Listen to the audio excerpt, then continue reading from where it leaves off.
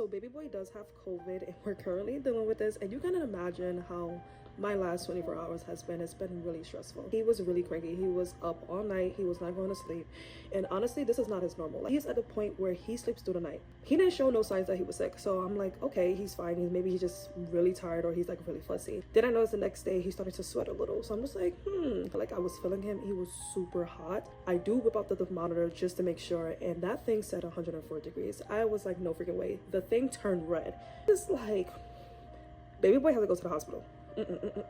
And could you not, being in my mama bear mode, first time mom, I was already crying because at the hospital I was just like, oh my god, he don't feel well, like what's going on. Luckily we wasn't there for that long. Oops, you okay? I know. And we went to the hospital. They was able to get his temperature, and it said 103, and then that's what made them do their own like actual testing to see his temperature. That's when they go through the butt area. It was showing 101, so it did went down from the 104, but it was still considered a fever, to where they wanted to get some testings for the flu and all these other things, and they also included the COVID testing as well. The doctor literally came back, said yes, baby boy is tested for COVID. I was like, COVID? COVID? And it's so crazy because COVID is so normalized now. Take the right procedures. We had a quarantine. Like, I'm having flashbacks from 2020 at this point.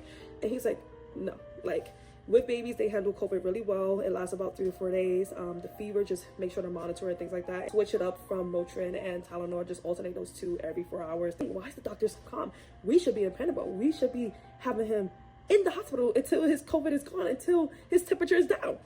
Like, why are you sitting at home? And again, this is something that's just so normalized. Well, now he's coughing, but he wasn't showing any signs that he's truly sick. I wanted to get a second opinion because I'm still not convinced he has COVID. Right before his appointment, I stayed up all night. I barely got sleep. I'm like, you know, I need to monitor this fever. I need to be his doctor, his one number supporter right here, right? He should have a cold rag put on his head. That's what they told me to do.